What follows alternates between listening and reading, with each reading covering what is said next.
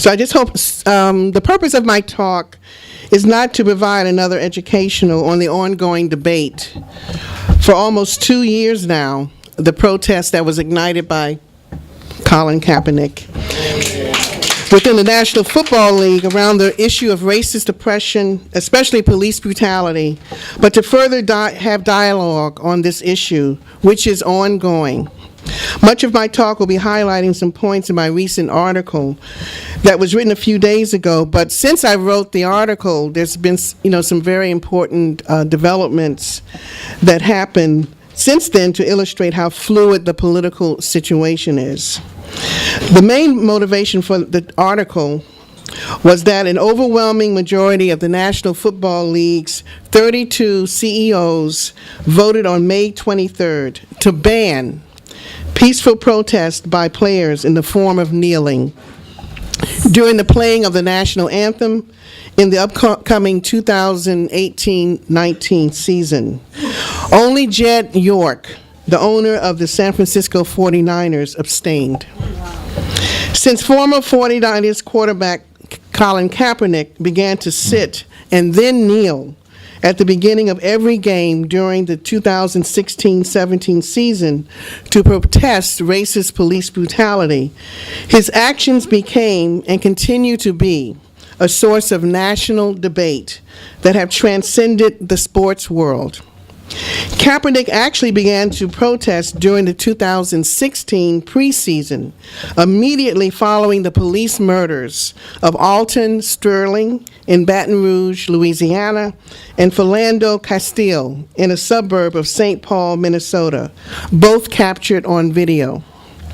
The NFL's Game Operations Manual will be updated to remove the requirement that all players be on the field when the anthem is played. The 6 main points in the new rules are the following. Quote, personnel who choose not to stand for the anthem may stay in the locker room or in a similar location off the field until the anthem has been performed. Number 2, a club will be fined by the league if its personnel are on the field and do not stand and show respect for the flag and the anthem. 3, each club may develop its own work rules consistent with the above principles regarding its personnel who do not stand and show respect for the flag and the anthem. Number 4, the commissioner will impose appropriate discipline on league personnel who do not stand and show respect for the flag and the anthem. Number 5, each club may develop its own work rules consistent with the above principles regarding its personnel who do not stand and show respect for the flag and the anthem. And lastly, the commissioner will impose appropriate discipline on league personnel who do not stand and show respect for the flag and the anthem, end quote. Now, the NFL Players Association criticized the new rules, saying, quote, the NFL chose to not consult the union in the development of this new, quote unquote, policy. And, quote, the union will challenge any aspect of it that is inconsistent with the collective bargaining agreement, end quote. The fact that the owners did not consult with the Players Association, which is the union, for the players, before making these rules into law, is really an anti-labor violation and a vehicle for weakening the union.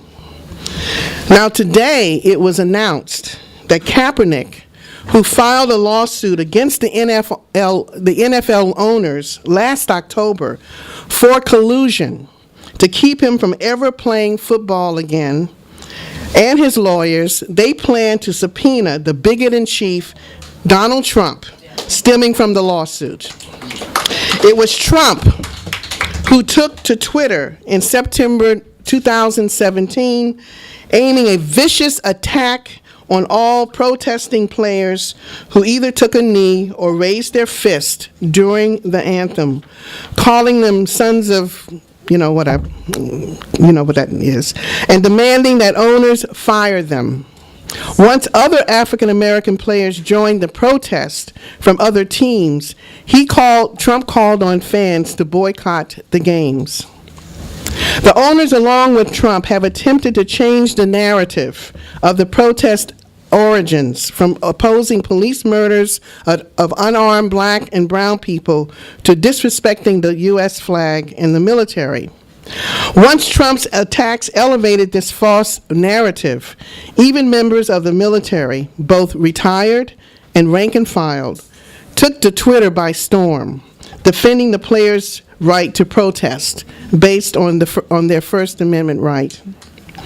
The owners have not only scapegoated the protesting athletes in the name of quote-unquote defending patriotism, but have also blamed these conscious athletes for the game's declining TV ratings and ticket sales. These games are played, and by the way, these games are played in stadiums that, based on gentrification of whole neighborhoods and communities. But they've named these stadiums with the names after banks and corporations, mainly located in affluent, mainly white suburbs. So a lot of people of color, they're prohibitive to really, attend these games because they're so expensive. And a lot of the, the spectators are very, very racist, towards the players. It's just horrific what these players, black players have to go through. These are players of which the majority do not get multi-million-dollar salaries like a Tom Brady or Aaron Rodgers or anybody like that. But they are workers. They're workers whose playing time is very, very limited, maybe 3 to 4 years on average, because of the horrific, the injuries, the concussions, and everything like that. But they're workers whose labor power on the field make millions of dollars in profits for these super rich owners. If they decided to go out on strike, which they have in the past, but for economic reasons, these profits and sales and also TV and internet revenue would be devastating. And we look forward to the day that these players in all sectors of our class will withhold their labor for political demands, like the issue of fighting white supremacy on all fronts, which this is really what these protests have been all about, the struggle against white supremacy. And we should also take note that Trump has had a long-standing relationship with many of these owners, like Jerry Jones, of the Dallas Cowboys, especially when Trump tried to purchase, or quote-unquote buy, the Buffalo Bills a few decades ago. According to Yahoo Sports about Kaepernick's motivation for bringing Trump, Vice President Pence, and other officials to court, this is a quote, "The aim will be a dive into the administration's political involvement with the NFL during Kaepernick's free agency and the league's handling of player protests," sources said. This after recent disclosures that multiple owners had direct talks to Trump about players kneeling during the national anthem. The content of those conversations between Trump and owners, as well as any forms of pressure directed at the league by the administration, are expected to shape the request to force the testimony of Trump, Pence, and other affiliated officials, end quote. Now, it's going to be a struggle just to have these subpoenas, issued. So we just have to see how that all unfolds. The other major related news is that the current Super Bowl champions of the NFL, the Philadelphia Eagles, were disinvited from a traditional visit to the White House by Trump yesterday because the vast majority of the players, they resent Trump so much that only 10 out of 53 players said they were going to attend.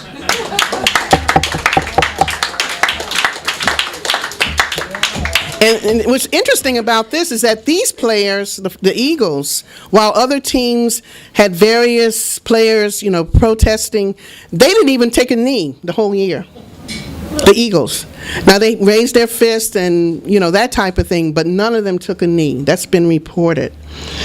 But these players have been so outspoken. For instance, Malcolm Jenkins, I hope somebody talks about what he did during a press conference about why the Eagles didn't go, to the White House. And Chris Long is a white player, and he's from Charlottesville, Virginia. And he denounced Trump after the white supremacist attack in Charlottesville. He came out and denounced the white supremacist, the march. And he also paid tribute to Heather Heyer, who was murdered by a fascist when his car struck her. And what is ironic is, let's see. Now, both the Golden State Warriors and the Cleveland Cavaliers, who are playing for the NBA title now, they both came out in defense of these players not going to the White House. And they also said that depending on who wins the NBA title, they're not going to the White House either. They've already come out and said that. Since former 49ers quarterback Kaepernick began to sit, no, forget that. I'm sorry. I already have that. Now take Michael Bennett. Michael Bennett is an outspoken activist. He's with the Philadelphia Eagles, and he's a Super Bowl champion. And he's very, very political. In fact, besides, protesting against police brutality, and I'll get into his case in a minute. He was also one of the players. The NFL tried to form a delegation to go to occupied Palestine last year, and he refused to go. He and other players refused to go based on, as he put it, the plight of the Palestinian people. Yeah. This is how political these players are. And he was attacked himself last August. On August 26th, the Las Vegas police brutalized him following a boxing match. Videotape showed two cops chasing him, throwing him to the ground, and pointing a gun at his head. And he's the one facing charges. According to Bennett's statement on Twitter, the cop's excuse for this act of brutality was that he was, quote, simply being a black man in the wrong place at the wrong time, end quote. Now, on the same day that this new NFL anti-protest policy was codified, the Milwaukee police released to the public a video cam of 5 white Milwaukee cops attacking and tasing Sterling Brown, who is a member of he's a basketball player with the Milwaukee Bucks. And this actually happened on January 26th, but they released the video on May 23rd. And this was for a parking violation that he got attacked.